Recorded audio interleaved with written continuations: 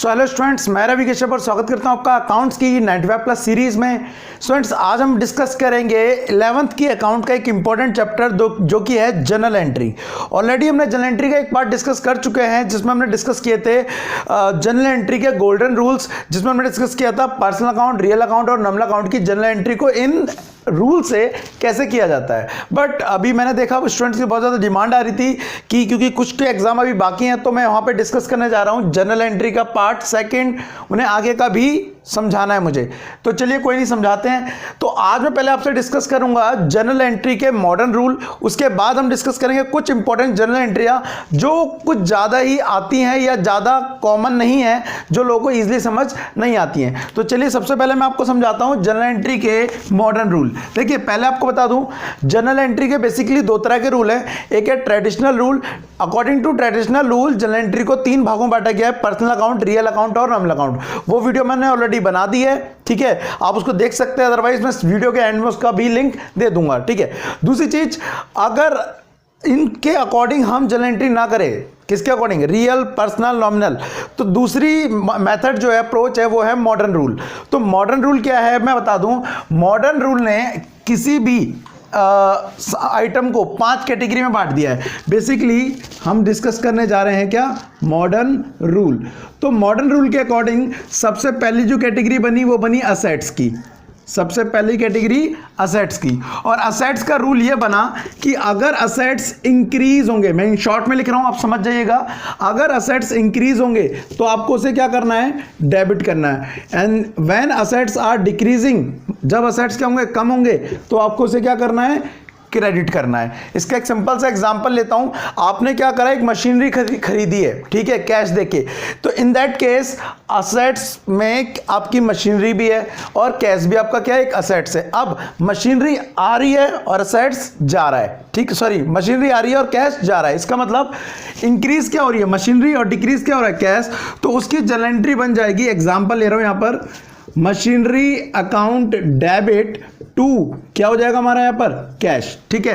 And opposite, अगर क्या होगा, कोई एसेट्स हमारे पास कम हो रहा है तो हमें क्या करना है, उसे क्रेडिट, और बढ़ रहा है तो डेबिट।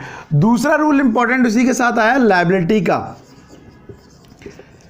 लायबिलिटी का रूल इसके अकॉर्डिंग उल्टा है थोड़ा, ठीक है। अगर लायबिलिटी इंक्रीज होती है तो ध्यान रखना क्या होगी, क्रेडिट, और अगर लायबिलिटी डिक्रीज होती है तो क्या होती है, डेबिट।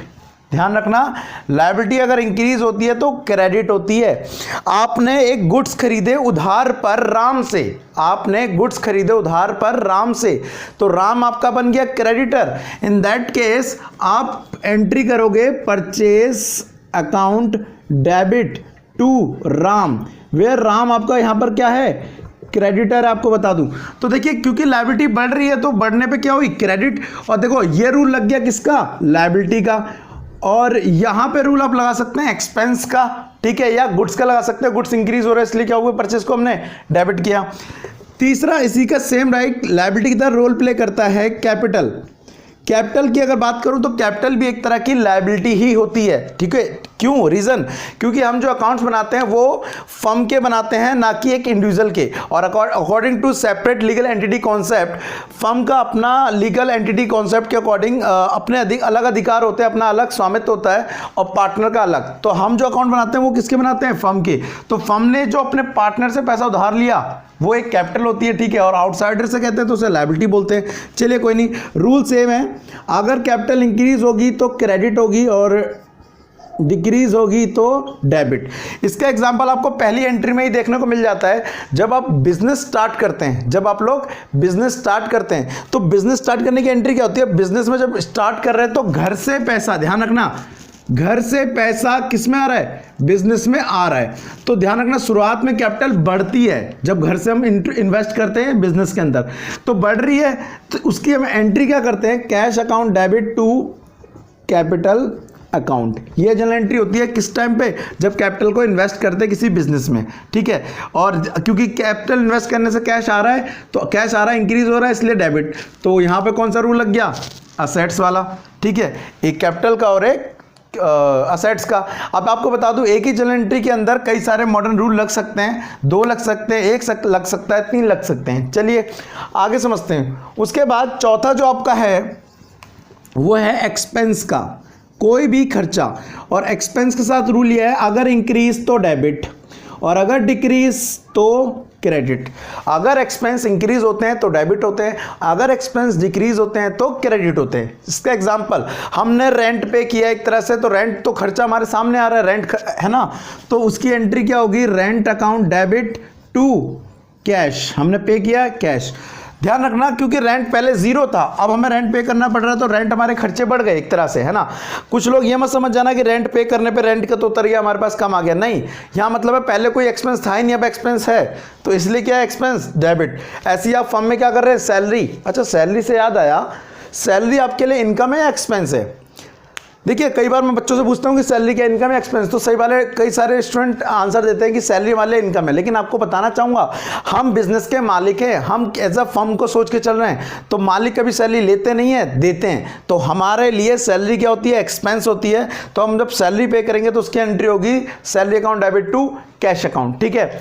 दूसरी चीज, आपका एक रूल और बता देता हूं इसी के साथ लास्ट, वो है रेवेन्यू का। रेवेन्यू मतलब कोई भी इनकम का। तो इनकम का जो रूल है, इनकम को हम बोलेंगे यहां पर रेवेन्यू। रेवेन्यू के साथ रूल ये वाला लगता है, if increase then credit, if decrease then debit, ठीक है। एग्जाम्पल ये लीजिए, आपको इंटरेस्ट मिला है, आपको ब्याज मिला है, और ब्याज मिलना इनकम है, और मिल रहा है तो ब्याज किस फॉर्म में दिया गया, कैश की फॉर्म में, लड्डू की फॉर्म में नहीं, कैश की फॉर्म में। तो आपके पास आया क्या, कैश आया, कैश अकाउंट डेबिट, और क्या आया, इंटरेस्ट आया, तो इंटरेस्ट ऑन इन्वेस्टमेंट डाल लीजिए, कोई दिक्कत नहीं है। अब ये इंटरेस्ट ऑन इन्वेस्टमेंट आपके लिए क्या है, रेवेन्यू है। बेसिकली ये कुछ एग्जाम्पल थे आपको मॉडर्न रूल समझाने के लिए, और मॉडर्न रूल के रूल्स क्या हैं, ठीक है।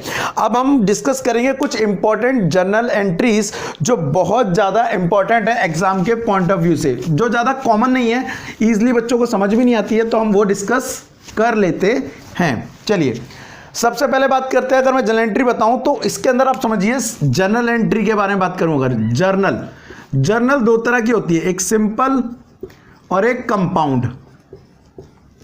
आप समझ जाइए, पहले मैंने वैसे डिस्कस करा है पहले, लेकिन दोबारा से मैं बता रहा हूं। जर्नल 2 तरह की होती है, एक सिंपल और एक कंपाउंड। सिंपल का मतलब जिसके अंदर 2 अकाउंट आते हैं बस। जस्ट एग्जांपल, आपने सैलरी पे करी, salary account debit to cash account, ठीक है, कितनी 5000 एंड 5000। आपने रेंट पे किया, एंट्री क्या हो गई, rent account debit to cash, कितना 2000 रुपये, 2000 रुपये। देखिए आपने एक एंट्री ये करी, एक एंट्री ये करी। ये जो एंट्री है ये एग्जांपल है सिंपल जर्नल एंट्री का, जिसमें ओनली 2 अकाउंट आ रहे हैं, ये वाली साइड डेबिट, ये वाली साइड क्रेडिट, ये डेबिट, ये क्रेडिट। अब मान लो हमने ये दोनों सैलरी और रेंट एक ही दिन पे करा है, मैं नहीं चाहता इसकी 2 एंट्री बनाऊं, तो मैं इसकी कंबाइंड एंट्री बना रहा हूं। तो एंट्री बन जाएगी salary account debit 5000 rupees, rent account debit 2000 रुपये, टू क्या पे करा हमने, कैश पे किया, कितना 7000 रुपीज। अब देखिए इस जर्नल एंट्री के अंदर मिनिमम 3 अकाउंट है, मिनिमम 3 अकाउंट है, तो ये एक कंपाउंड एंट्री है, ठीक है। आप डिफरेंस समझ जाइए, सिंपल जर्नल एंट्री के अंदर 2 अकाउंट आते हैं, कंपाउंड के अंदर मिनिमम 3 और मोर देन 3 आते हैं, ठीक है। अब इससे रिलेटेड कंपाउंड एंट्री, ये तो बेसिकली आपको भी समझ आ गया कि हाँ 2-3 होंगे तो हम एक साथ खर्चे लिख देंगे, लेकिन एक जर्नल एंट्री ऐसी है जो बहुत ज़्यादा स्टूडेंट्स को परेशान करती है, और वो है ट्रेड डिस्काउंट और कैश डिस्काउंट वाली। वो है ट्रेड डिस्काउंट और कैश डिस्काउंट वाली। सबसे पहले दोनों में डिफरेंस समझ लीजिए। ट्रेड डिस्काउंट का मतलब है आपको उसको स्टॉक में छूट दे रहा है, ठीक है। दूसरी चीज वही कैश डिस्काउंट आपको पैसे में छूट दे रहा है। आपके अकॉर्डिंग मैं बता दूं, बिजनेस में वही चीज रिकॉर्ड की जाती है जो इन टर्म्स ऑफ मनी होती है, तो उसके इसलिए ट्रेड डिस्काउंट को कभी भी आप बुक्स में शो नहीं करेंगे। किसको शो करेंगे, कैश डिस्काउंट को। अब एक क्वेश्चन लेते हैं एग्जाम्पल के लिए, एग्जाम्पल लेता हूं उसका, purchase goods from Ram, list price ₹40,000 रुपये, लिस्ट प्राइस ₹40,000 रुपये, ट्रेड डिस्काउंट @ 10%, और कैश डिस्काउंट भी ले लीजिए, कोई दिक्कत नहीं है। Cash discount cash discount at the rate 5% ले लीजिए, या इसको भी चलो 5% ले लेते हैं अभी, ठीक है। ये क्वेश्चन है। अब इसकी जनरल एंट्री क्या होगी, तो आपको बता दूं ये जनरल एंट्री करने से पहले हमें क्या करना पड़ता है, इसकी कैलकुलेशन करनी पड़ती है। तो आपको हमेशा बताऊं, जब भी लिस्ट प्राइस दिया हो, वर्किंग नोट बता रहा हूं क्या होगा, उसे लिखेंगे कितना है लिस्ट प्राइस 40,000। सबसे पहले उसमें से डिडक्ट किया जाता है, माइनस करते हैं कौन सा, लिस्ट प्राइस, वो ट्रेड डिस्काउंट। तो लेस करिए ट्रेड डिस्काउंट जो कि है एट द रेट 10%। तो इसका कितना हो गया 4,000, बचा कितना 36,000। अभी समझ लो, बाद में समझ लो, चाहे याद कर लो चाहे रट लो। ट्रेड डिस्काउंट को लेस करेंगे तो एक्चुअल जो अमाउंट बचता है वो ये है, और ध्यान रखना इसी से सारी एंट्री करेंगे, इसको कहीं पे शो नहीं करेंगे, इसको कहीं पे शो नहीं करेंगे, ठीक है।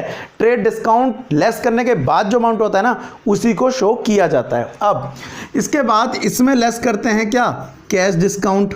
चलिए, तो कैश डिस्काउंट है एट द रेट 5%। आपको बता दूं उसका 10% हो गया 3600 और 5% हो गया 1800, ठीक है। इसको लेस कर लीजिए, 1000 गया 34,200 अगर मेरी कैलकुलेशन गलत ना हो तो। अब क्या हुआ, इसी की आपको जनरल एंट्री पास करनी होती है, इसी अमाउंट की आपको जनरल एंट्री पास करनी होती है। अब राम को हमने गुड्स प्राइस करी, ध्यान रखना उसने पेमेंट कर दी मैं कुछ टाइम बाद, ये मत समझ लेना पूरी एंट्री क्रेडिट पे। अगर मान लो क्रेडिट की एंट्री है, मान लो बस ये नहीं दिया है, क्या नहीं दिया, कैश डिस्काउंट नहीं दिया, तो आप इसकी एंट्री सिंपल ये कर देते, purchase account debit to Ram, कितने रुपए 36,000 रुपए, 36,000। आप ये वाला अमाउंट कभी नहीं शो करेंगे, आप कौन सा शो करेंगे, आफ्टर ट्रेड डिस्काउंट वाला। और इन दैट केस जब राम ने पैसे पे कर दिए तो ध्यान रखना परचेज कितने की थी 36, जिसमें से हमने, एक मिनट, और तुरंत पे कर रहे हैं, ठीक है, फॉर कैश, यहां पे मान लेते हैं फॉर कैश। तो अब यहां पर क्या हुआ, हमने गुड्स खरीदे, ठीक है, परचेज अकाउंट डेबिट कितना 36,000, जिसमें से कैश हमें कितना पे करना पड़ रहा है 34,200, और जिसमें से हमने कैश डिस्काउंट कितना ले लिया क्वेश्चन के अकॉर्डिंग 1,800, ठीक है। ये हो गया, ये इंपॉर्टेंट है, समझ लेना आराम से, ठीक है। अब उसी के साथ आपको बता दूं, ये डिस्काउंट हमेशा याद रखना कैश के साथ आता है। अगर कैश क्रेडिट होता है तो डिस्काउंट क्रेडिट होता है, अगर कैश डेबिट होता है तो डिस्काउंट डेबिट होता है। इसका मतलब अगर कैश क्रेडिट में आ रहा है तो डिस्काउंट मिला है, और अगर कैश डेबिट में आ रहा है इसका मतलब कैश डिस्काउंट हमने दिया है। तो होपफुली आपको ये समझ आया होगा। आगे भी कई सारे केस होते हैं जिसमें कई बार आधा पैसा मिल जाता है, आधा नहीं मिलता है, तो इन दैट केस वहाँ पे राम भी आ जाएगा, कैश भी आ जाएगा, डिस्काउंट कैश वाला भी आ जाएगा, ठीक है। वेल करना, अगर कोई डाउट होगा तो आगे देखेंगे उसको, ठीक है। ये एक इंपॉर्टेंट जनरल एंट्री थी जो लोगों को ज़्यादा परेशान करती है। उसके बाद आप बेसिक सी एंट्री एक एक नंबर की जो मैं आपको बताना चाहूँगा। सबसे पहले आउटस्टैंडिंग एक्सपेंस की। देखिए आउटस्टैंडिंग एक्सपेंस का मतलब टाइम बीत गया उस खर्चे का, लेकिन आपने वो खर्चा अभी तक पे नहीं करा, तो ध्यान रखना आउटस्टैंडिंग मतलब रेंट ले लीजिए आप, रेंट क्या है आउटस्टैंडिंग है। अब रेंट आउटस्टैंडिंग है तो आप समझ लीजिए पहले तो एक लायबिलिटी है और रेंट क्या है, एक एक्सपेंस है। जब रेंट आपने नहीं पे किया आपका खर्चा बढ़ गया, जब आपने रेंट नहीं पे किया तो आपका खर्चा बढ़ गया। तो इसका एग्जांपल रेंट क्या हो जाएगा यहाँ पर डेबिट, और आपने रेंट आउटस्टैंडिंग है क्योंकि आपने पे नहीं करा तो आप पे लायबिलिटी चढ़ गई, तो रेंट आउटस्टैंडिंग क्या हो जाएगा क्रेडिट। सो इसकी एंट्री क्या होगी, जब भी कोई एक्सपेंस आउटस्टैंडिंग होगा एक्सपेंस को आप डेबिट कर देंगे टू, और एक्सपेंस आउटस्टैंडिंग अमाउंट को क्या कर देंगे क्रेडिट कर देंगे, इतना ही अमाउंट इसमें चला जाएगा, ठीक है। दूसरा प्रीपेड एक्सपेंस। प्रीपेड एक्सपेंस का मतलब होता है एडवांस में किए हुए एक्सपेंस, वो अभी खर्चे नहीं माने जाते, एडवांस में किए हुए खर्चे अभी खर्चे नहीं माने जाते। तो आप क्या करेंगे, उसको लेस करेंगे, किस में से, खर्चे में से। मैंने बोला जब रेंट एक्सपेंस बढ़ते हैं तो डेबिट होते हैं, घटते हैं तो क्रेडिट होते हैं। तो इस केस में आपको क्या करना पड़ेगा, प्रीपेड एक्सपेंस। अच्छा एक चीज़ बता दूं, एडवांस में किए गए खर्चे असेट्स होते हैं, एडवांस में किए गए खर्चे असेट्स होते हैं। तो असेट्स अगर बढ़ते हैं तो मैंने मॉडर्न रूल के अकॉर्डिंग बताया था क्या होते हैं डेबिट, तो देखो ये डेबिट हो गया, और क्योंकि खर्चे घट रहे हैं, ठीक है, इसलिए क्या हो जाएगा एक्सपेंस को आप क्या कर देंगे क्रेडिट कर देंगे। ये भी एक इंपॉर्टेंट जनरल एंट्री थी। उसके बाद मेरी तरफ से एक और इंपॉर्टेंट डेप्रिसिएशन। सभी हम जानते हैं कि क्या डेप क्या होता है। डेप मतलब किसी एसेट्स की वैल्यू में कमी आना। आपके फर्नीचर पे डेप लग गया तो आपके एसेट्स की वैल्यू कम हो जाएगी या ज़्यादा हो जाएगी? आपके एसेट्स की वैल्यू कम हो जाएगी। और एसेट्स अगर कम होता है तो भाई क्रेडिट होता है। तो ध्यान रखना, dep account debit to assets account, ठीक है। ये भी एक इंपॉर्टेंट जर्नल एंट्री थी। उसके बाद आपके साथ और डिस्कस करता हूँ कुछ जर्नल एंट्री आप ले सकते हैं। Goods given for charity. Goods, आपने दान में सब पैसा नहीं दिया, आपने दान में क्या दिया? सामान दिया, मतलब गुड्स दिए। Goods given for charity, charity मतलब दान में। तो इन दैट केस आपको क्या करेंगे? Charity account debit to goods ना लिख के आपको गुड्स की जगह क्या लिखना है हमेशा? परचेज। आई नो यहाँ पे परचेज नहीं हो रही है, लेकिन आपको गुड्स के लिए आपको यहाँ वर्ड यूज करना पड़ेगा, परचेज। उसके बाद एक और इंपॉर्टेंट, इंटरेस्ट ऑन कैपिटल। अब ये समझ लीजिए आप, इंटरेस्ट ऑन कैपिटल क्या है? फर्म के लिए एक तरह का खर्चा है, ठीक है। फर्म के लिए खर्चा है तो खर्चा किस तरफ जाएगा? Debit side, interest on capital. लेकिन ये कैपिटल में ऐड हो जाएगा जिसकी वजह से कैपिटल इंक्रीज हो जाएगी। सो कैपिटल क्या हो रही है? क्रेडिट। ये रूल आप याद रखना, इंपॉर्टेंट है। Interest on drawing, interest on drawing का मतलब क्या है? आपके पार्टनर ने पर्सनल यूज के लिए फर्म से पैसा निकाला, हमने कहा निकाल लो भी 5,000 रुपये, लेकिन सिर्फ 10% ब्याज लगेगा जो तुम्हें फर्म को देना पड़ेगा। फर्म के पास ब्याज आएगा, मान लो तो 5,000 का 10% कितना हो गया? 500 रुपये। 500 रुपये उसने फर्म को ब्याज दिया। तो अब फर्म के लिए इनकम है, एक्सपेंस है? ये है इनकम। और रेवेन्यू, तो रेवेन्यू क्या होते हैं? क्रेडिट। तो इंटरेस्ट ऑन ड्रॉइंग क्या होगा? क्रेडिट टू, यहाँ पर आ जाएगा आपका ड्रॉइंग। तो बेसिकली ये कुछ जनरल एंट्री है मेरी तरफ से जो आपके लिए बहुत ज़्यादा इंपॉर्टेंट है। एक साथ और याद आ रही है मुझे, इंश्योरेंस की। तो इंश्योरेंस में आपको मैं और बता दूं, वैसे होपफुली आपको आती होगी। इंश्योरेंस वाले केस में 3 जनरल एंट्रियां होती हैं। सबसे पहले आपके गुड्स में लग गई आग, सबसे पहले आपके गुड्स में लग गई क्या? आग। और कितने वाले? 10,000 में। तो in that case loss by fire to purchase, क्योंकि गुड्स कम हो गया, ठीक है। गुड्स कम हुआ तो हम गुड्स नहीं लिख सकते, क्या लिखेंगे? परचेज। पहली एंट्री। जब क्या होगी? आग लग जाएगी। मान लो आपने उसका इंश्योरेंस करा रखा है, तो ये इंश्योरेंस के पैसे कौन देगा? Insurance company. तो इंश्योरेंस क्लेम अकाउंट डेबिट, तो लॉस बाय फायर, ठीक है। चलो अच्छी बात है। अब लॉस बाय फायर के बाद ये एंट्री हो गई है ड्यू की, मतलब पैसे मिलेंगे बाद में। बाद में इंश्योरेंस कंपनी पे कर रही है तो आपको पैसा मिलेगा, आपके अकाउंट में ट्रांसफर हो जाएगा। बैंक अकाउंट डेबिट टू, कौन किसने दिया है? इंश्योरेंस क्लेम ने दिया है या इंश्योरेंस कंपनी ने दिया है, ठीक है। ये आपके लिए क्या हो गया? एंट्री। एक एंट्री बस समझ लीजिए, मान लीजिए आपके गुड्स में आग लगी थी 10,000 की, ठीक है। यहाँ पे लिखते हैं 10,000, यहाँ भी कितना लिखो, लेकिन इंश्योरेंस मिल रहा 8,000 रुपये, ठीक है। तो इंश्योरेंस के मिले 8,000 रुपये, ठीक है, या क्लेम 10,000 का था, जो भी है, और आपको पैसे जो मिले हैं वो 8,000 मिले हैं। तो इन दैट केस आपको जितने का लॉस हुआ वो आप क्या कर देंगे? डेबिट कर देंगे। 2,000 रुपये, यहाँ 10 डाल दीजिए, यहाँ 10 डाल दीजिए। इंश्योरेंस कंपनी ने 10 दिए हैं, हमारे को मिले कितने? 8। और इंश्योरेंस कंपनी में क्लेम हुआ था 10 का, लेकिन दिए उसने 8, और 2 नहीं मिले, वो हमारे लिए क्या है? लॉस है।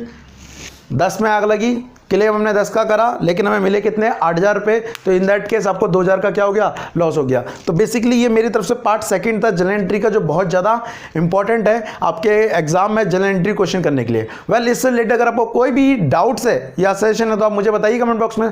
मे बी शायद मैं आपकी पूरी हेल्प करूँगा उसको सॉल्व करने की। तो आज के लिए thank you, time, bye bye.